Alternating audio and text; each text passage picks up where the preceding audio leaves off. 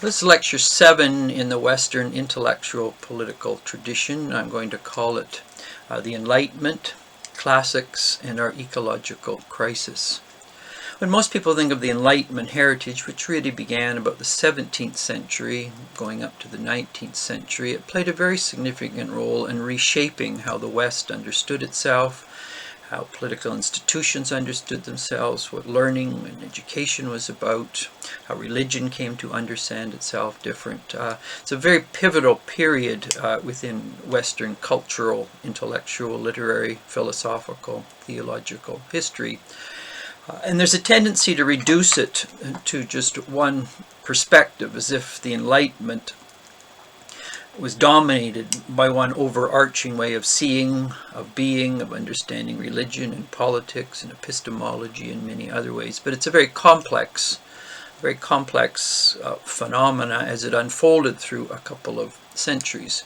The first thing probably to note in the Enlightenment, through the use of the language of the Enlightenment, there was this tendency to think within elements of the Enlightenment that somehow as history unfolded and as history was moving ever forward, that those who were living at that period of time were the more enlightened than those who had gone before. There's a certain historic prejudice within elements of liberalism, progressive liberalism, that sees history as ever moving forward in a positive, better, more enlightened way, and those who have gone before were not quite as insightful, wise, lack the depth of modern liberal progressivism.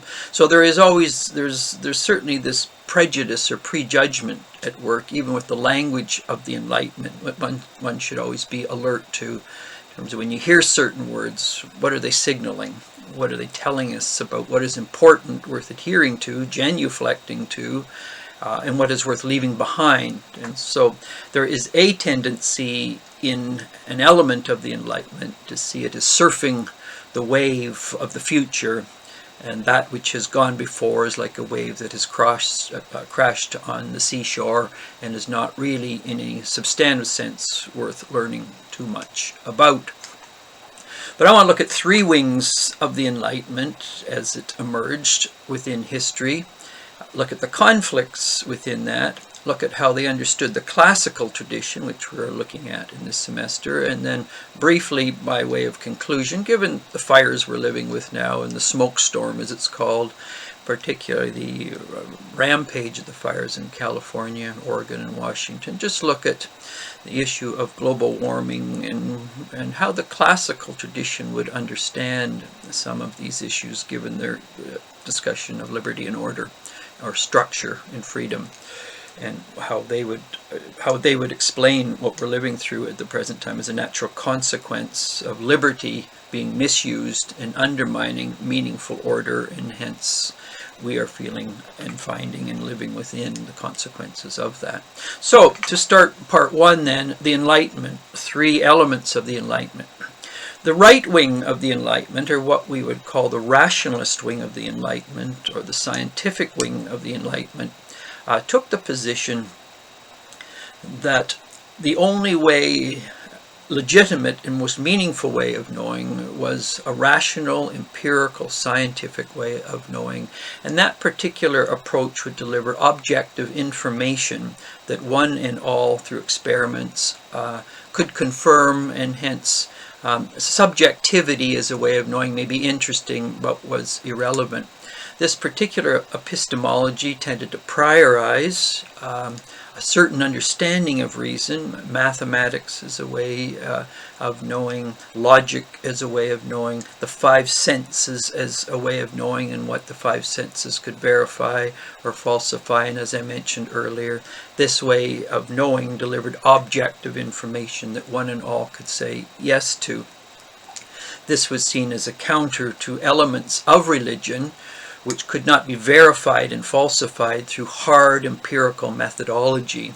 How does one verify or falsify the notion of God, which is a qualitative reality, when quantitative methodology dominates? And so this right wing of the Enlightenment, which we see played out, for example, by the new atheists today, very much set the stage for defining what it meant to be enlightened. An enlightened person was, through the use of reason, through the use of will, through the use of research, through a certain empirical methodology, going to deliver the goods. And so this right wing of the Enlightenment saw itself as questioning some of the premises, the ways of knowing of religion, and that science in that sense became the new religion, and scientists in their white coats just became the new priests in that sense. And so they came to sit upon the throne, and he or she who would work within that scientific methodology was allowed to enter the courts of the king, and he or she who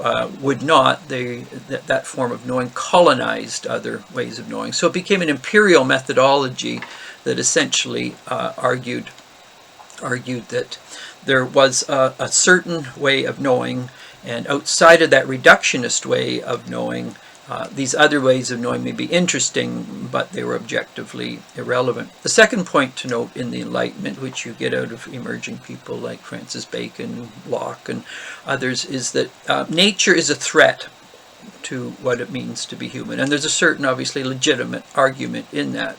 We all know where you have storms, where you have famines, where you have diseases, where you have illnesses, that these things threaten.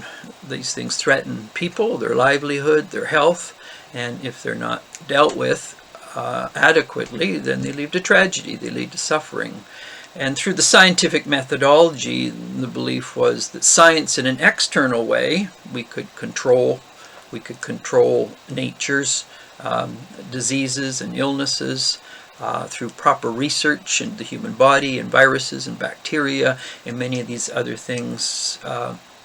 And so science as a way of knowing and as a way of being, out of this comes technology. We could control the physical world to serve our ends, because if we didn't, it would control us. Are we to become victims of the natural world, or are we to have power over the natural world?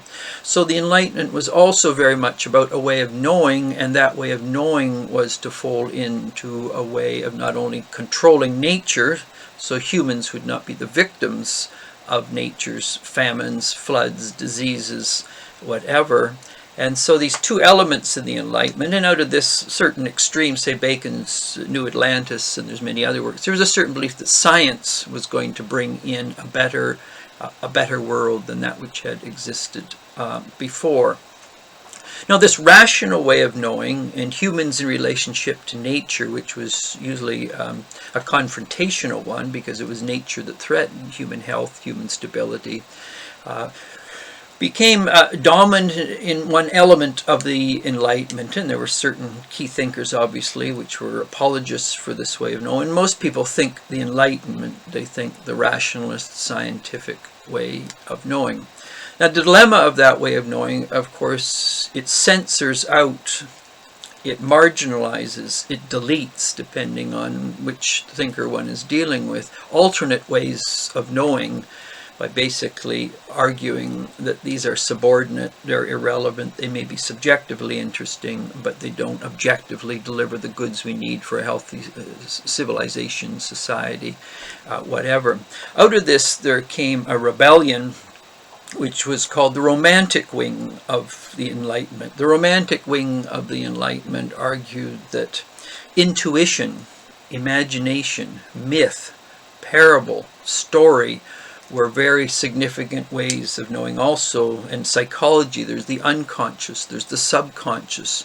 So there's elements of the human soul which reason cannot access in a way, a pronounced scientific way of knowing. And so this romantic reaction to the rationalist wing of the Enlightenment tended to hold up much more ambiguity, mystery, uncertainty. And for example, you get elements in Germany of the romantic wing of the Enlightenment, some of its great writers. In England, you'll get the romantic wing of the Enlightenment, from the Romantics, people like Shelley and Byron and Keats and Blake. These are key figures, what we call low romantics in the English tradition. But this romantic wing, now, if we look at the right wing of the Enlightenment's view of nature, it tended to see nature as the problem. the left wing, or the romantic wing of the Enlightenment, tended to see what reason and science was doing to nature through technical means and multinational corporations, logging and mining and damming and these things like this. And out of this, the rise, of course, on the right wing, you get the rise of the Industrial Revolution, and England became the workshop of the world.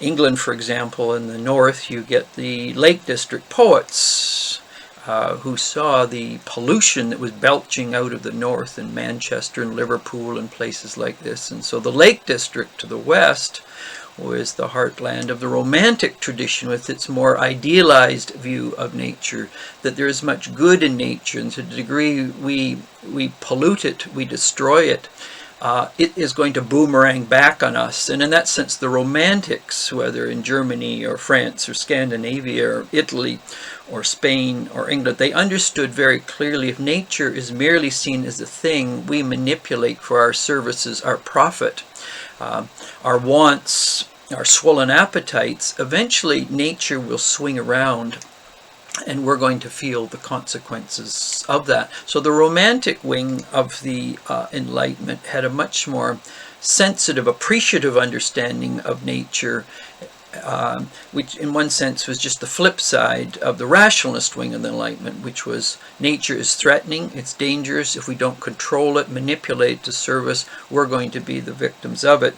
Ironically, taking that position, we have become the victims of it because of an excessive need to manipulate, control, and dominate. The Romantics argued, be careful of a certain paradigm in terms of humans and nature and humans, because all of us are enveloped or enfolded in the natural world, and hence how we engage with that. You can also see, of course, the First Nations traditions is very much comes out of a romantic wing, both its epistemology, how they know elders' stories, parables, legends, and so the romantic wing of the Enlightenment, we're seeing, of course, these interests, say, for example, in First Nations, is very much a turn to the romantic way of knowing.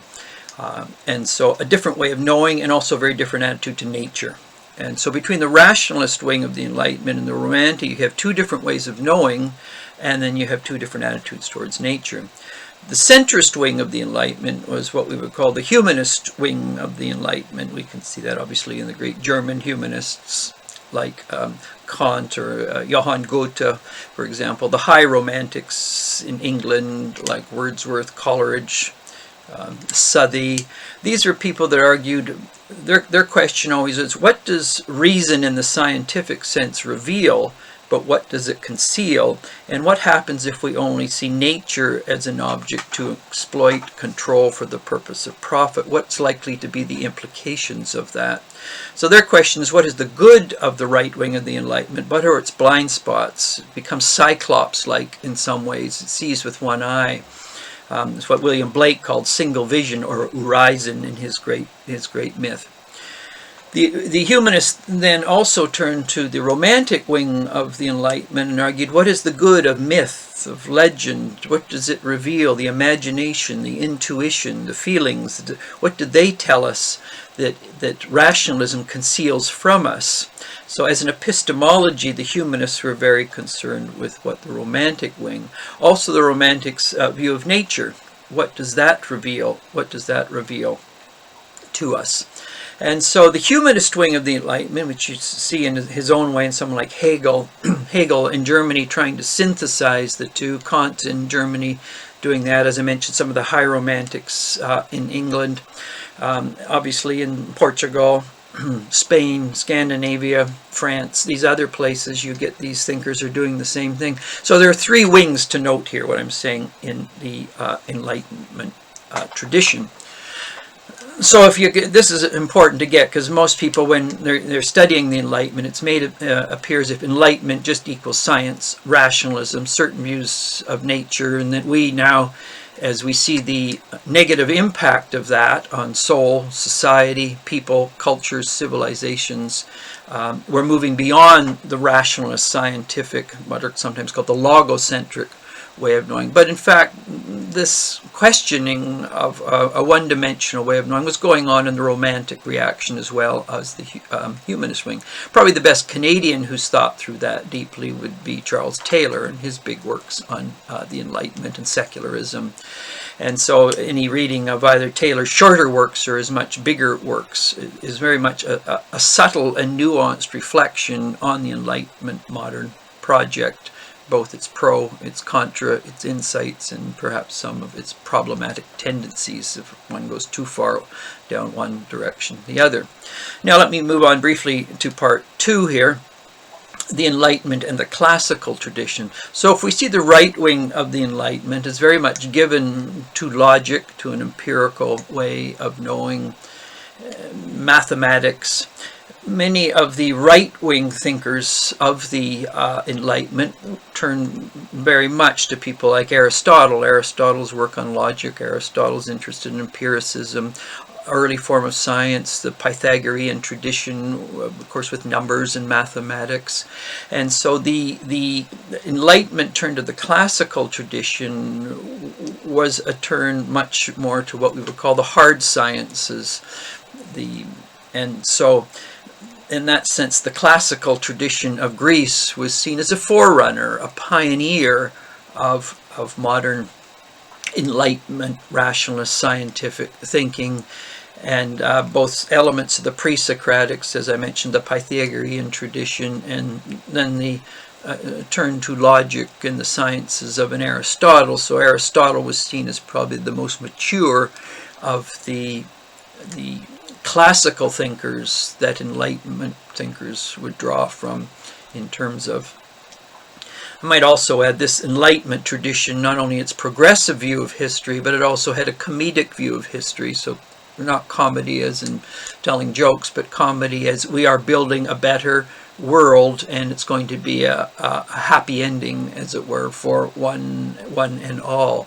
So it's this comedic worldview built into progressivism, a positive view of history, which we're going to solve the problems of the world, which is important to understand too, is that human mind can solve through technical abilities all the problems, challenges that come our way, and we will build a world which has never existed before, a new utopia in that sense. Now that's in which you get the Enlightenment turning to elements of the classical Greek tradition in terms of a way of knowing, what that way of knowing can deliver, and the end product of that way of knowing, or the telos, which is going to be in one sense an imperfect utopia, but will be moving ever closer towards a positive end. The reaction from Enlightenment thinkers to that particular read of the classical Greek tradition, which tended to valorize elements of Pythagorean, Aristotelian thought, was again the Romantic rebellion that came in with, I'll touch briefly, say, on Germany. So for someone like a Friedrich Nietzsche, he's very, very much immersed in, particularly the key thinkers in Germany, German education at the time, the turn to Athens in classical thought as the great light bearers, the torch carriers that preceded the Enlightenment, and what could be learned from them and carried forward. Now someone like a Nietzsche and then Heidegger come along, and they begin to deconstruct or question a certain understanding of reason and what it conceals from people. And also in that question of what reason, a certain understanding of reason conceals, yes, it does reveal things, but people like Nietzsche and Heidegger turn much, much more to a wisdom tradition, an insight tradition, particularly Nietzsche, who's willing to look at the dark side of the Greek tradition, the whole Dionysian, Apollonian tradition. He didn't necessarily contrast them as some make it look out to be. He was just critiquing a dominance of an Apollonian tradition, which tended to subordinate or sacrifice the Dionysian tradition and put Apollo on the throne, which was that scientific rationalism. And so you get in Nietzsche, then Heidegger. What they're going to argue is that the birth of rationalism that came to dominate in the West was begun with Socrates, further developed in Plato, particularly some of his dialogues in which it's often Socrates will visit someone, follows an argument, premise, conclusion. Is this making sense? Well, then why do you believe in it? And then a more sophisticated way in Aristotle. So those like Nietzsche and then Heidegger, they're going to argue the beginning of the breakdown of Western philosophy and Western thought began with Socrates. It accelerated in Plato and Aristotle, really puts in place a rationalist scientific way of knowing that the West tended to internalize, it came to dominate, and that was then how philosophy and political science was to be done, how scientists were to take over. And hence Nietzsche, well, he turns to much more the Dionysian, the tragic side, unlike the comedic side. And there's a variety of myths, obviously, not only Dionysius, but Sisyphus. There's a whole load of, obviously, Greek myths that are not comedic. In fact, they end in a tragedy. But that doesn't mean a person stops or becomes cynical or retreats into their private world or gives up and folds their hands. But the true Dionysian figure, the Sisyphusic figure, which Camus will pick up in, is much later. Camus himself was deeply indebted, interesting enough, to Plato in his work. A close friend of mine has done a very good book on Camus and Plato. But you get in this romantic wing of the Enlightenment, as it turns to the classical tradition, it's much more willing to look at the intuitive, the imagination. You read Nietzsche's works, they're short little aphoristic insights, brilliant in many ways as generalities, but also problematic as when absolutized in terms of insights. But Nietzsche and Heidegger did 4 large books on Nietzsche. They represent that German turn to the classical tradition, but interpreting in much more the, I won't say the irrational, but irrational way, questioning the hyper-busyness of the West, the rationalism, the scientism, and turning much more in their own way, when probed a bit, to a contemplative wisdom way of knowing versus a rational activist way of knowing. So they're mining different elements of the classics, and so you'll get this in the English tradition as well. In other countries, if I had time, we'd explore all the Romantics turn to the classical tradition and the contest between the rationalist romantic wing of the tradition. The humanist wing of the Enlightenment, again, as I mentioned earlier, it didn't simplify, well, this is what the Greeks thought, by cherry-picking a particular thinkers or particular text. It looked at the Greek tradition, particularly classical Athens, was a highly complex tradition. You have the pre-Socratics, you have Socrates, you have Plato and Aristotle, you have the historians, you have the tragedians, you have the comedians, and so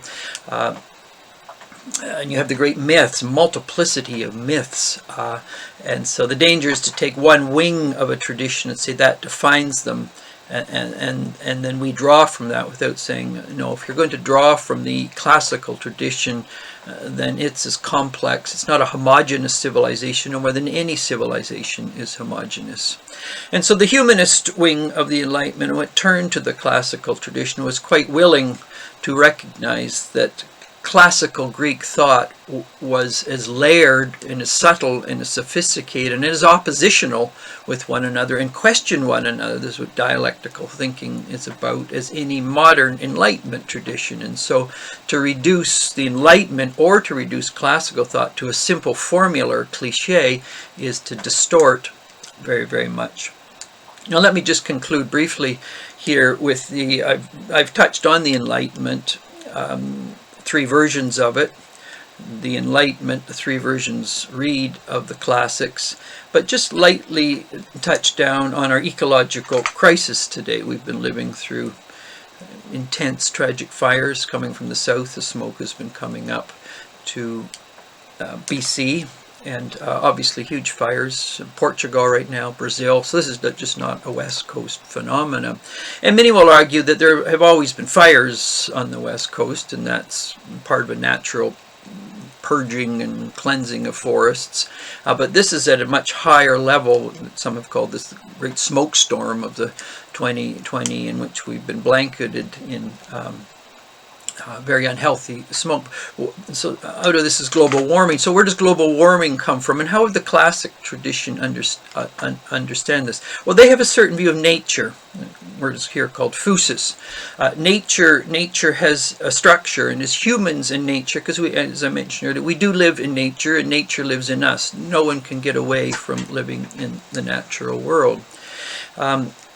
The Greeks always argued that liberty always has to, the purpose of thinking is to understand what reality is like and then attune our will to that which is. So when we think we can use our liberty to destroy any structure or use it to serve our ends, that very form that we are destroying will turn back and destroy us. And so we use our liberty in an inappropriate way, we lose our liberty. So when the West has used its liberty to pollute the natural world, there are implications for that. Scientists have been warning us about this for decades, that in fact when big corporations and companies, carbon dioxide goes out and CO2 to pollute the world, that eventually is going to come back to haunt us like a boomerang effect, because there is an order in nature. And to the degree we violate that particular order through the use of freedom, we are then going to be victimized because we've misused our freedom. My daughter-in-law was in Greece a few years ago, and she came back and brought me what's called a Athenian Cup. And the Athenian Cup is you fill the water up, you use your freedom to fill the water up so high, but in your freedom, if you go beyond a certain level, you lose all the water in the cup itself. And so it's knowing the limitations of the use of freedom so that one is truly free. And so what we're seeing in the ecological crisis of our time, and how a Greek thinker would basically argue, is the West has unleashed freedom or liberty. It's given it free play not only on personal identity issues, but much larger corporate issues in which corporations and states have worked together for the purpose of profit and wealth and prosperity and affluence. But in the process, the very structure of the natural world, they've increasingly poisoned. And at a certain point, to the degree you poison the world that you're in, that world, in fighting back naturally for its own health, is going to poison the people that have poisoned it. And so we're beginning to see in our ecological crisis in a very graphic way, as if we haven't seen it already through. I've spent a lot of times in mountains myself, and we're watching obviously huge glaciers receding in even BC, the Illecilleate Glacier, the Peyto Glacier. Many of these is that we're seeing obviously up in the Arctic, the situation melting up. We're living in a period of time where decisions by humans are having implication, and there's a certain use of freedom or a misuse of freedom that's then going to lead to our inability to use freedom in a meaningful way anymore, as we're fighting for our lives in the human nature relationship. So the Greeks' understanding of nature, physis, from which we get our word physics, in that sense, is that everything has a form, and out of that, to a degree, a person understands they're free. So if I can just end with three little examples, I think I've probably mentioned before. A bird to be free, it's the very nature of what it is. It has a structure.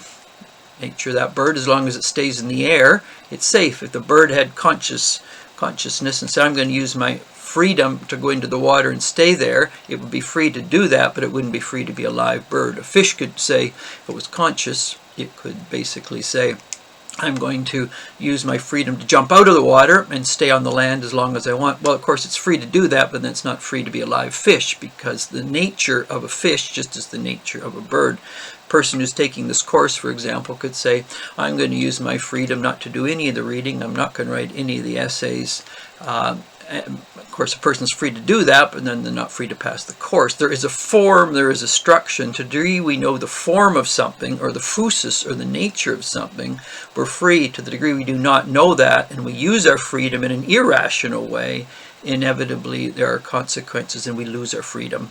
And so within the classical tradition, it very much understood very clearly the relationship of humans and nature, and the nature of what it meant to be human, and the nature of nature itself, and how those two come together. And out of that we get our two words ecology, eco, or if we get our word oikos, and we get a word economics, and the Greeks understood very closely the relationship between the house we live in that has to be economically sound, but it has to be a place that people can live in over the long haul. And when economics comes to dominate ecology, then inevitably we enter into an economic crisis based on a blowback by ecology itself, and that's what we're living with at the present. And we will continue to the degree we continue to hold high the language of liberty and freedom and don't understand the framework or structure within which we are truly free to live meaningfully and good lives.